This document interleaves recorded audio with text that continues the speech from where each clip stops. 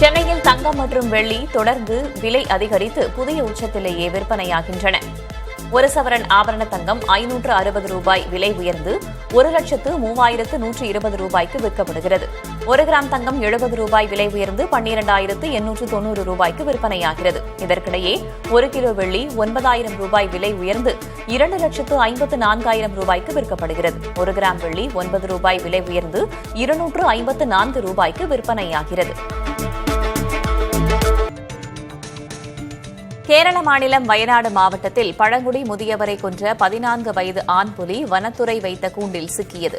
வண்டிக்கடவு பகுதியில் வைக்கப்பட்டிருந்த கூண்டில் சிக்கிய புலி குப்பாடி பகுதியில் உள்ள வன விலங்குகள் மீட்பு மற்றும் சிகிச்சை மையத்திற்கு கொண்டு செல்லப்பட்டது.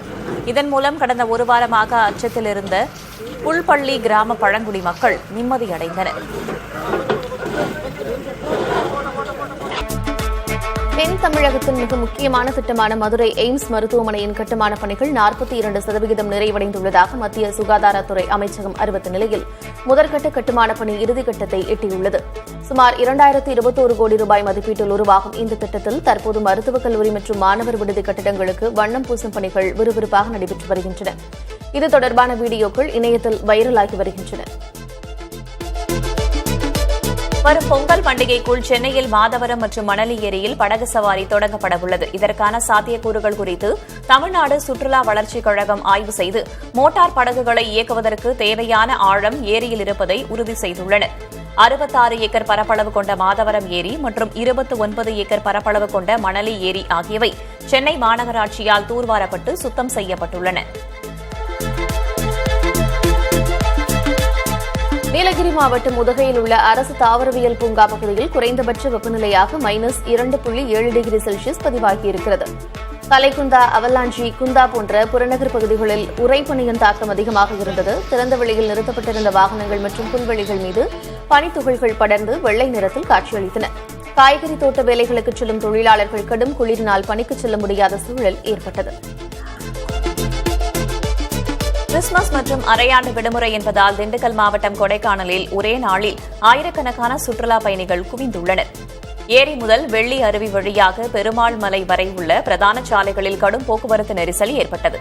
சுமார் 5 கிலோமீட்டருக்கும் மேலாக வாகனங்கள் 2 மணி நேரமாக அணிவகுத்து நின்றன. வத்தலகுண்டு, பழனி, அடுக்கம் ஆகிய 3 சாலைகளும் சந்திக்கும் புலிச்சோலை பகுதியில் வாகனங்கள் ஊர்ந்து செல்வதால் சுற்றுலா பயணிகள் பெரும் அவதிக்குள்ளாகினர். கேரளாவின் ஆலப்புழா மற்றும் கோட்டயம் மாவட்டங்களில் பறவை காய்ச்சல் பரவி வருவதைத் தொடர்ந்து தமிழ்நாட்டு எல்லையில் பொது சுகாதாரத்துறை கண்காணிப்பை தீவிரப்படுத்தியிருக்கிறது. கேரளாவிலிருந்து வரும் இறைச்சி வாகனங்களில் கிருமிநாசினி தெளிக்கப்படுகிறது. நாமக்கல் கோழிப்பண்ணைகளிலும் நடத்தப்பட்ட சோதனையில் தொற்று இல்லை என்பது உறுதி செய்யப்பட்டுள்ளது. தமிழகத்தில் இதுவரை யாருக்கும் பாதிப்பில்லை என்பதால் பொதுமக்கள் அச்சப்பட தேவையில்லை என்று அதிகாரிகள் தெரிவித்திருக்கிறார்கள்.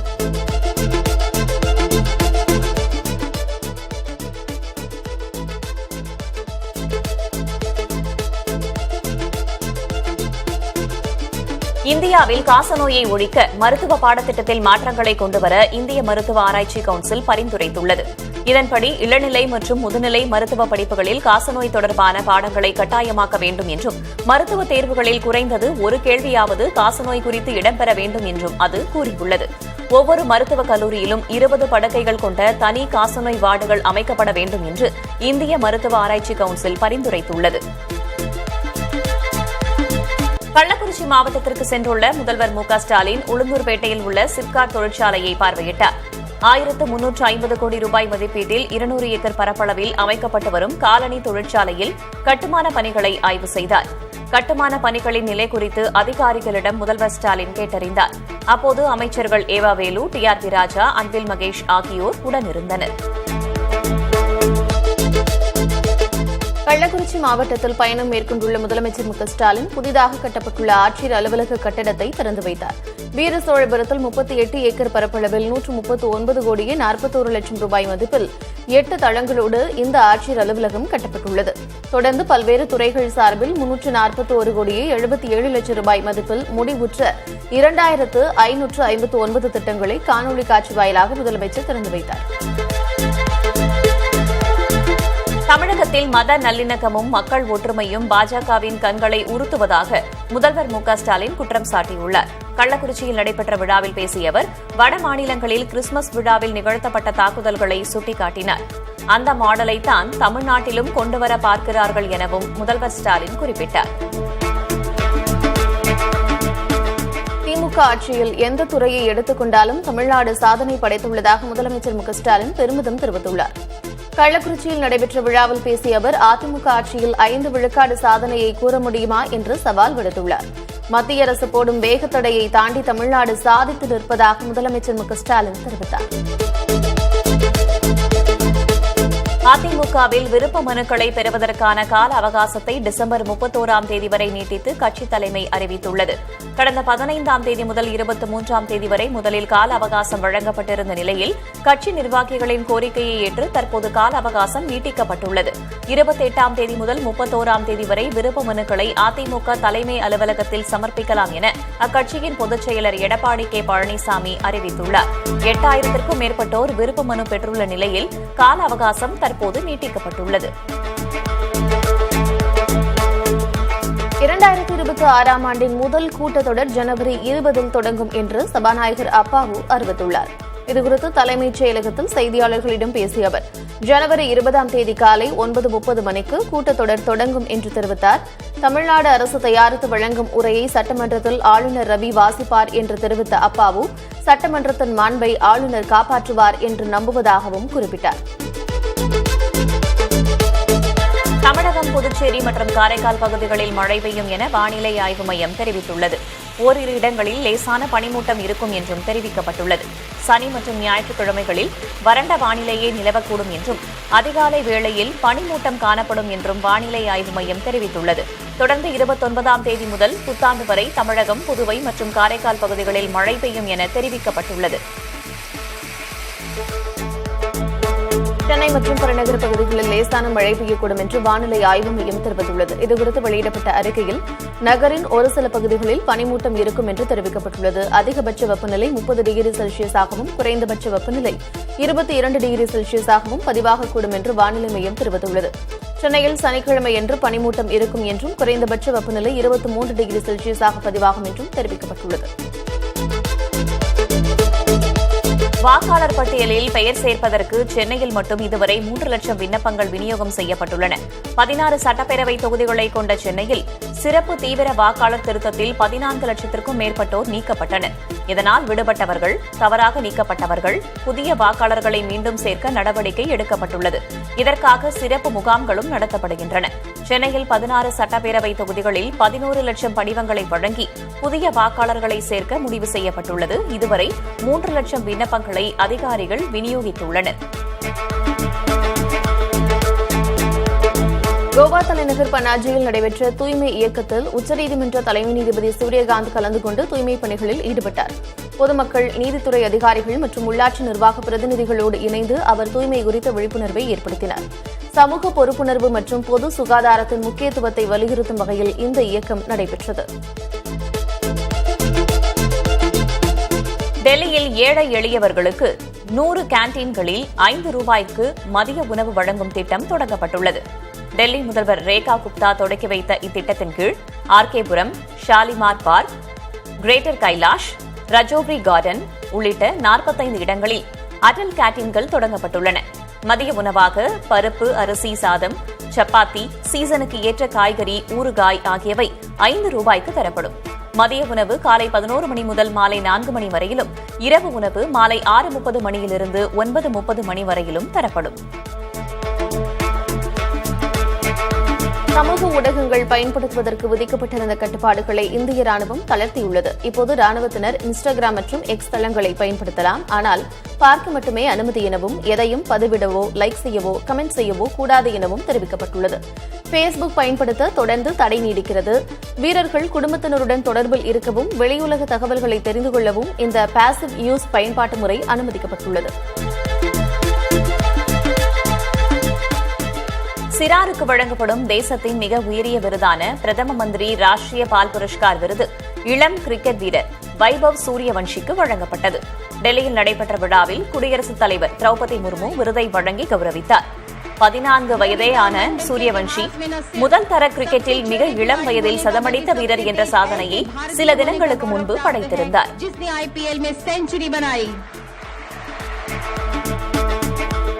தீவிர பனிப்பொழிவு காரணமாக உத்தரப்பிரதேசத்தின் சில பகுதிகளுக்கு இந்திய வானிலை ஆய்வு மையம் ரெட் அலர்ட் விடுத்திருக்கிறது. அயோத்தி, பிரயாக்ராஜ், ரேபரேலி உள்ளிட்ட மாவட்டங்களில் 50 மீட்டருக்கும் குறைவான தூரத்தில் உள்ளவையே தெரியும் அளவுக்கு மிக அடர்த்தியான மூடுபனி இருக்கும் என்று தெரிவிக்கப்பட்டுள்ளது. அயோத்தியில் குறைந்தபட்ச வெப்பநிலை 9 டிகிரியாக உள்ளதால் இந்திய வானிலை ஆய்வு மையம் வெளியிட்ட அறிவிப்பில் இது குறிப்பிடப்பட்டிருக்கிறது. பஞ்சாப் மற்றும் ஹரியானா மாநிலங்களில் கடும் குளிர் நிலவியது. பல இடங்களில் குறைந்தபட்ச வெப்பநிலை இயல்பை விட அதிகமாகவே இருந்தது.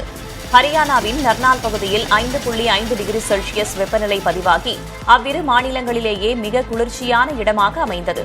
பஞ்சாபில் அமிர்தசரஸ், லூதியானா மற்றும் பாட்டியாலாவில் குளிர் அதிகரித்தது. அண்மை காலத்தில் காற்று மாசினால் பாதிக்கப்பட்டிருந்த டெல்லியில் தற்போது காற்றின் தரம் சற்றே மேம்பட்டிருக்கிறது. டெல்லியின் ஒட்டுமொத்த காற்று தர குறியீடு 292 உள்ளது.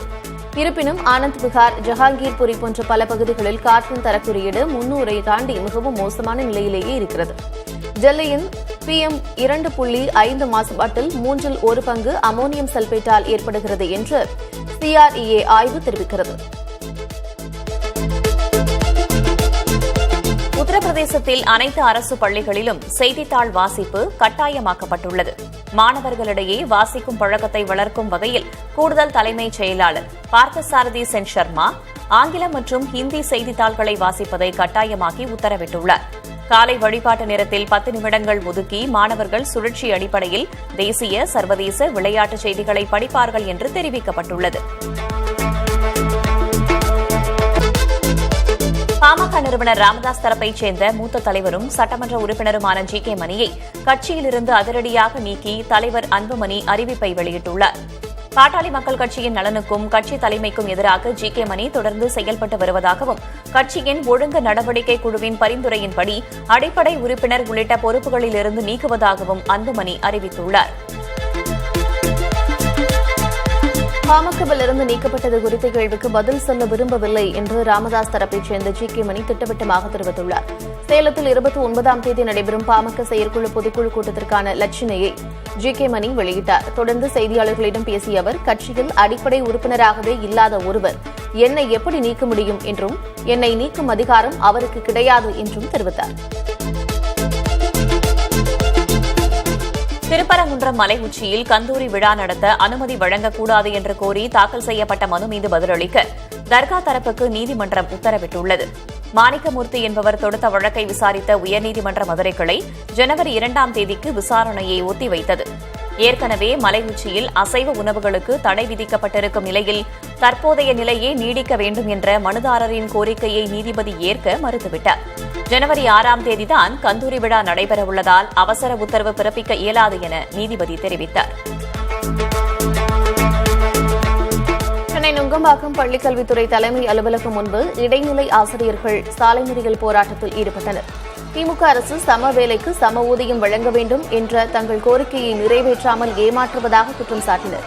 கடந்த திமுக ஆட்சியின் போதுதான் ஊதிய முரண்பாடு பிரச்சினை எழுந்ததாகவும் ஒரே வேலையை செய்பவர்களுக்கு இடையே 20,000 ரூபாய்க்கு மேல் முரண்பாடு நிலவுவதாகவும் கூறினர்.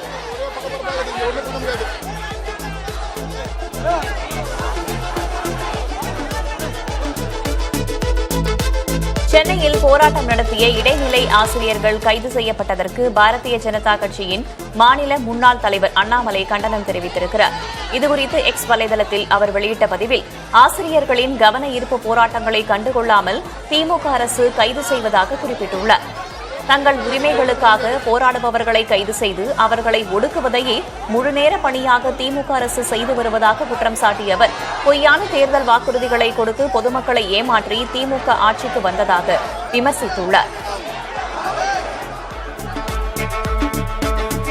புதிய 125 நாள் வேலை திட்டம் என்பது மகாத்மா காந்தி வேலை உறுதியளிப்பு திட்டத்திற்கு முற்றிலும் மாற்றானது என்று முன்னாள் மத்திய அமைச்சர் ப. சிதம்பரம் தெரிவித்துள்ளார்.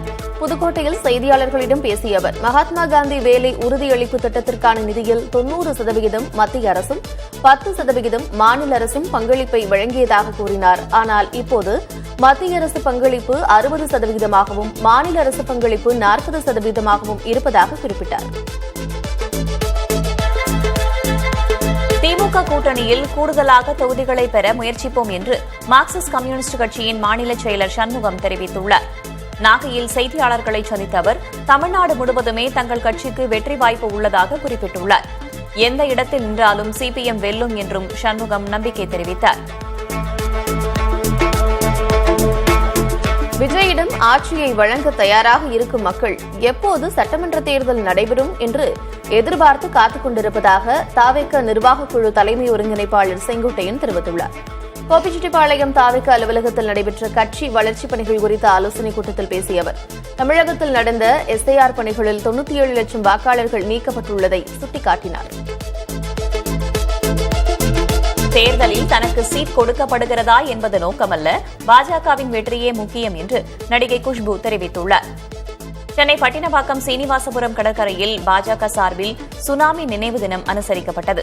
பாஜக மாநில துணைத் தலைவர் குஷ்பு, மாநில செயலர் கராத்தே தியாகராஜன் உள்ளிட்டோர் பங்கேற்று அஞ்சலி செலுத்தினர். பின்னர் செய்தியாளர்களிடம் பேசிய குஷ்பு தேர்தலில் போட்டியிடுவது தொடர்பான செய்தியாளரின் கேள்விக்கும் பதிலளித்தார்.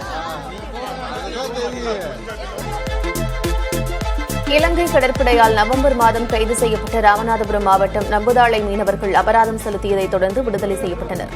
நவம்பர் 13ஆம் தேதி இலங்கை ஊர்காவல்துறை நீதிமன்றத்தில் ஆஜர்படுத்தப்பட்ட 4 மீனவர்களுக்கும் இலங்கை மதிப்பில் தலா 10,000 ரூபாய் அபராதம் விதிக்கப்பட்டது. இந்திய தூதரக அதிகாரிகள் அபராதத்தை செலுத்திய நிலையில் 4 மீனவர்களும் படகுடன் விடுதலை செய்யப்பட்டனர். இந்திய கடலோர காவல்படையிடம் ஒப்படைக்கப்பட்ட இந்திய மீனவர்கள் 53 நாட்களுக்கு பிறகு சொந்த ஊர் திரும்பினர். ஆழி பேரலையின் 21வது ஆண்டு நினைவு தினத்தையொட்டி கடலூர் மாவட்டத்தின் 49 மீனவ கிராமங்களைச் சேர்ந்த மீனவர்கள் கடற்கரையில் ஒன்று திரண்டு கண்ணீர் மல்க அஞ்சலி செலுத்தினர். சுனாமியில் இறந்த உறவுகளை நினைத்து கடலில் பால் ஊற்றியும் மலர் தூவியும் வழிபட்டனர்.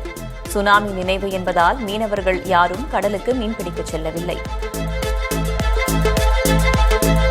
புதுச்சேரியில் சுனாமி ஆழிப்பேரலையின் 21ஆம் ஆண்டு நினைவு தினம் அரசு சார்பில் அனுசரிக்கப்பட்டது. புதுச்சேரி மாநிலத்தில் மட்டும் சுனாமியால் 699 பேர் உயிரிழந்த நிலையில் அவர்களின் நினைவாக அமைக்கப்பட்ட நினைவுக் கல்லுக்கு முதலமைச்சர் மற்றும் அமைச்சர்கள் மரியாதை செலுத்தினர். காந்தி சிலை பின்புறம் உள்ள கடற்கரை பகுதியில் நடைபெற்ற நிகழ்வில் முதலமைச்சர் ரங்கசாமி கலந்து கொண்டு கடலில் பால் ஊற்றி உயிரிழந்தவர்களுக்கு அஞ்சலி செலுத்தினார். காலாப்பட்டு, வீராம்பட்டினம் உள்ளிட்ட 17 மீனவ கிராமங்களிலும் மீனவர்கள் தங்கள் உறவுகளை நினைத்து கண்ணீர் மல்க அஞ்சலி செலுத்தினர். 16 வயதிற்குட்பட்ட சிறுவர்கள் இணையதளத்தை பயன்படுத்துவதற்கு தடை விதிக்கும் சாத்தியக்கூறுகளை மத்திய அரசு ஆராய வேண்டும் என்று உயர்நீதிமன்ற மதுரை கிளை உத்தரவிட்டுள்ளது. சமூக வலைதளங்களில் ஆபாச படங்கள் வலம் வரும் நிலையில் குழந்தைகள் அதனை பார்க்க நேரும் அபாயம் உள்ளதால் அது தொடர்பாக தாக்கல் செய்யப்பட்ட பொதுநல மனுவின் கீழ் விசாரணை நடைபெற்றது. ஆஸ்திரேலியாவைப் போல இந்தியாவிலும் 16 வயதிற்குட்பட்ட சிறுவர்கள் இணையதளத்தை பயன்படுத்துவதற்கு தடை விதிக்கும் சாத்தியக்கூறுகளை மத்திய அரசு ஆராய வேண்டும் என்று உயர்நீதிமன்றம் உத்தரவிட்டுள்ளது.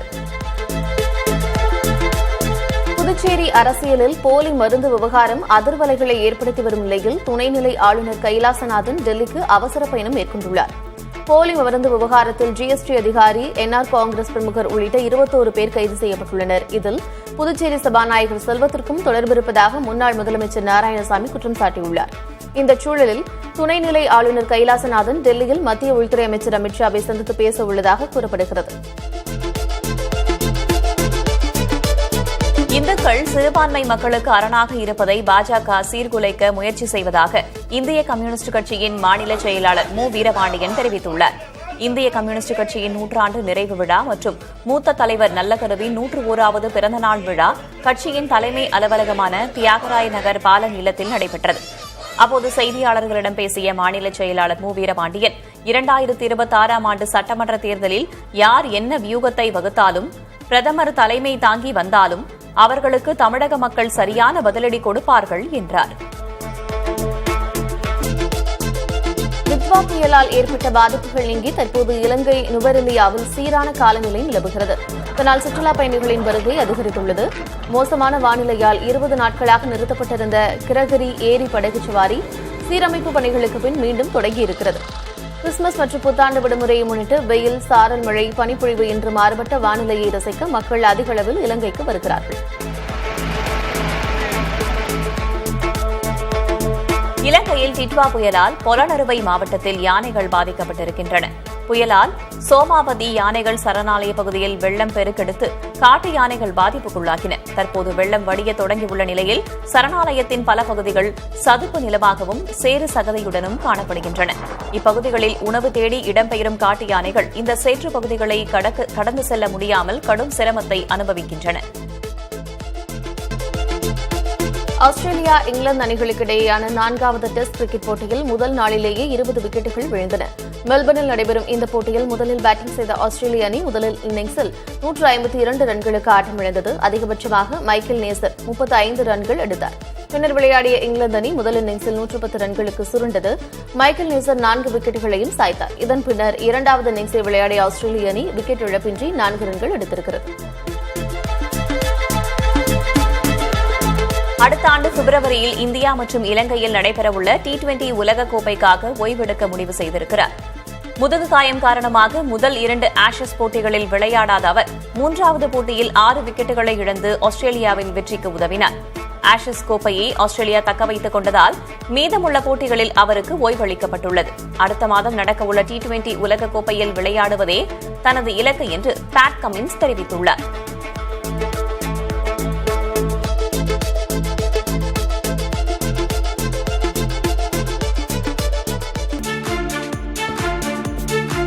சென்னை சென்ட்ரல் மற்றும் புறநகர் ரயில் நிலையங்களில் பயணிகள் 1 லிட்டர் தண்ணீரை 15 ரூபாய்க்கு வாங்க வேண்டிய கட்டாயத்தில் உள்ளனர். தினமும் லட்சக்கணக்கான பயணிகள் வந்து செல்லும் இந்த இடங்களில் ரயில்வேக்கு சொந்தமான 5 ரூபாய் குடிநீர் மையங்கள் இருக்கின்றன. ஆனால் இவை சில மாதங்களாக மூடப்பட்டிருக்கின்றன.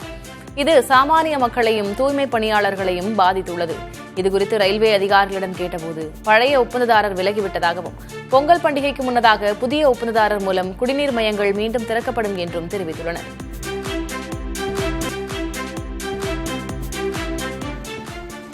தேவக்கோட்டையில் தற்காலிக பேருந்து நிலையத்தில் போதிய அடிப்படை வசதிகள் இல்லை என்று புகார் எழுந்துள்ளது. சிவகங்கை மாவட்டம் தேவக்கோட்டை பேருந்து நிலையத்தை புதுப்பிக்கும் பணிகள் 12 கோடி ரூபாய் மதிப்பீட்டில் நடந்து வருகிறது. இதனால் ராம்நகர் பகுதியில் தற்காலிக பேருந்து நிலையம் அமைக்கப்பட்டுள்ளது. அங்கு எந்தவித அடிப்படை வசதிகளும் செய்து தரப்படாததால் பயணிகள் நாள்தோறும் சிரமத்திற்கு ஆளாகியுள்ளனர். இதுகுறித்து தேவக்கோட்டை நகர்மன்ற தலைவர் சுந்தரலிங்கத்திடம் கேட்டபோது பேருந்து நிலையம் புதுப்பிக்கும் பணிகள் விரைவில் முடிக்கப்படும் என்று தெரிவித்துள்ளார்.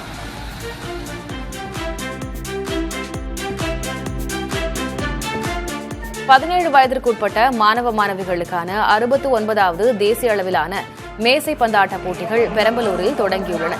டிசம்பர் 30ஆம் தேதி வரை நடைபெறும் இப்போட்டியில் 36 மாநிலங்கள் மற்றும் பல்வேறு பள்ளிக் குழுமங்களைச் சேர்ந்த சுமார் 350க்கும் மேற்பட்ட வீரர் வீராங்கனைகள் பங்கேற்றுள்ளனர். நிகழ்ச்சியில் பங்கேற்ற அமைச்சர் சிவசங்கர் தமிழ்நாடு அணியைச் சேர்ந்த மாணவர்களோடு மேசை பந்தாடி போட்டியாளர்களை உற்சாகப்படுத்தினார்.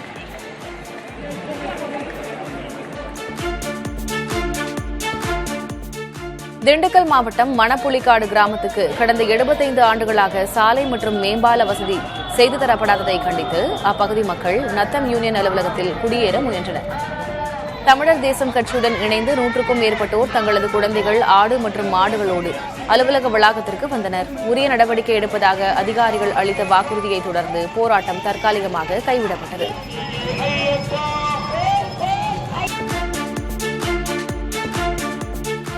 கிருஷ்ணகிரியில் செயல்படும் ராணுவ வீரர்கள் கேன்டீனை வேறு இடத்திற்கு மாற்றுவதை கண்டித்து ஆர்ப்பாட்டம் நடைபெற்றது. கிருஷ்ணகிரி மாவட்டத்தில் 3 தலைமுறைகளாக ராணுவத்தில் பணியாற்றிய முன்னாள் ராணுவ வீரர்களுக்கான கேன்டீனை கிருஷ்ணகிரி சென்னை சாலையின் ஒரு பகுதிக்கு மாற்ற திட்டமிடப்பட்டுள்ளது. இதற்கு எதிர்ப்பு தெரிவித்து கிருஷ்ணகிரி ராணுவ வீரர்கள், முன்னாள் முப்படை வீரர்கள் மற்றும் துணை ராணுவ வீரர்கள் வீரமங்கையர் நலச்சங்கம் சார்பில் ஆர்ப்பாட்டம் நடைபெற்றது.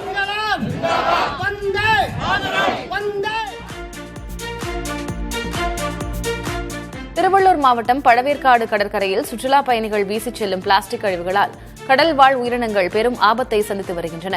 ஆண்டுதோறும் டிசம்பர் முதல் ஏப்ரல் வரை முட்டையிட வரும் பங்குனி ஆமைகள் எனும் ஆலிவ் ரிட்லி ஆமைகள் பிளாஸ்டிக் மாசால் உயிரிழப்பது அதிகரித்துள்ளது. கடந்த ஆண்டில் 50க்கும் மேற்பட்ட ஆமைகளும், நடப்பாண்டில் இதுவரை 9 ஆமைகளும் இறந்த நிலையில் கரை ஒதுங்கியிருக்கின்றன.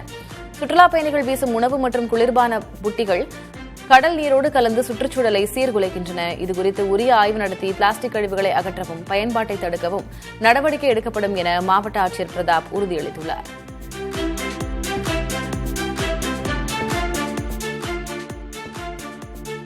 சென்னை போரூர் மவுண்ட் சாலையில் மெட்ரோ ரயில் கட்டுமான பணியின் போது மேலே இருந்து ராட்சத கற்கள் கீழே விழுந்ததால் வாகன ஓட்டிகள் அதிர்ச்சியடைந்தனர்.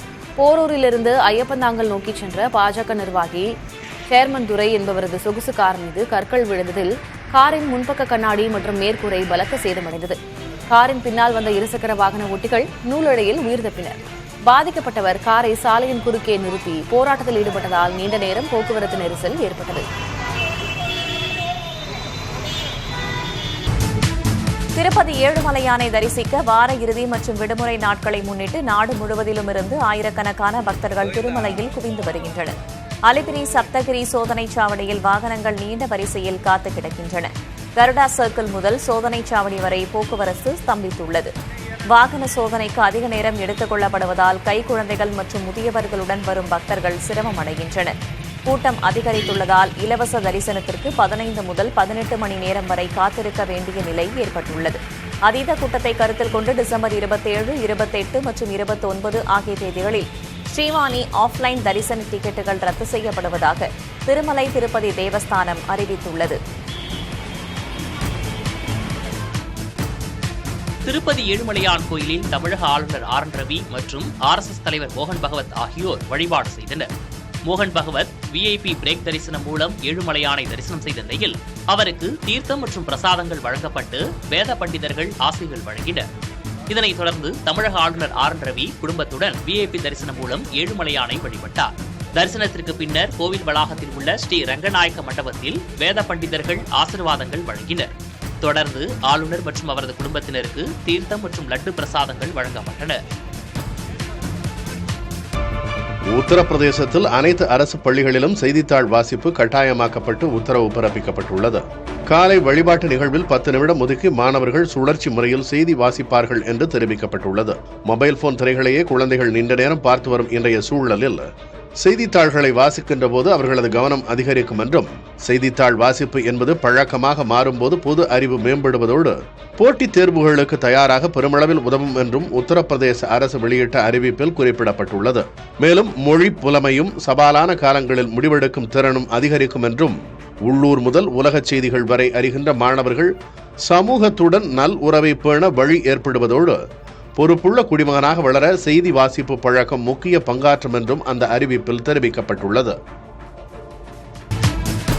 நாடு முழுவதும் ரயிலில் பயணம் செய்வோர் எண்ணிக்கை இந்த ஆண்டு 7 மாதங்களில் 17 கோடி உயர்ந்துள்ளது.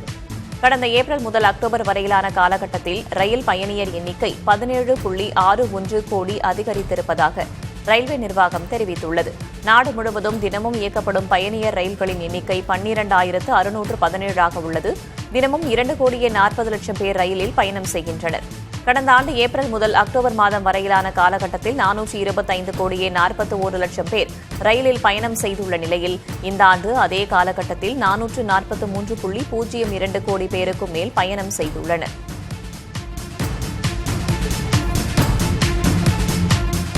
முன்னாள் பிரதமர் மன்மோகன் சிங்கின் முதல் நினைவு நாள் இன்று அனுசரிக்கப்படுகிறது. இந்தியாவின் முக்கிய பொருளாதார அறிஞர்களில் ஒருவராகவும் அமைதியான நிர்வாக பாணியை கொண்ட அரசியல் தலைவராகவும் அவர் அறியப்பட்டார். 1932 செப்டம்பர் 26ஆம் தேதி பிறந்த மன்மோகன் சிங் 2004 முதல் 2014ஆம் ஆண்டு வரை தொடர்ந்து 2 காலகட்டங்களில் நாட்டின் பிரதமராக பதவி வகித்தார். 1991ஆம் ஆண்டு நிதியமைச்சராக இருந்தபோது பொருளாதார தளர்வு சீர்திருத்தங்களை முன்னெடுத்து இந்திய பொருளாதாரத்தை உலகச் சந்தையுடன் இணைத்தார். ரிசர்வ் வங்கி ஆளுநர், திட்டக்குழு துணைத் தலைவர், பிரதமரின் பொருளாதார ஆலோசகர் உள்ளிட்ட முக்கிய பதவிகளை அவர் வகித்திருக்கிறார். பிரதமராக இருந்த காலகட்டத்தில் தகவல் அறியும் உரிமைச் சட்டம், கிராமப்புற வேலைவாய்ப்பு உறுதித் திட்டம், உணவு பாதுகாப்பு சட்டம் உள்ளிட்ட முக்கிய சீர்திருத்தங்கள் நடைமுறைக்கு வந்தன. அதிக விளம்பர அரசியலை தவிர்த்து கொள்கை நிலைத்தன்மை மற்றும் பொருளாதார அறிவால் மதிப்பிடப்பட்ட மன்மோகன் சிங் 2024ஆம் ஆண்டு டிசம்பர் 26ஆம் தேதி மறைந்த நிலையில் இந்திய அரசியல் மற்றும் பொருளாதார வரலாற்றில் ஆழமான தடம் பதித்த தலைவராக நினைவு கூறப்படுகிறார்.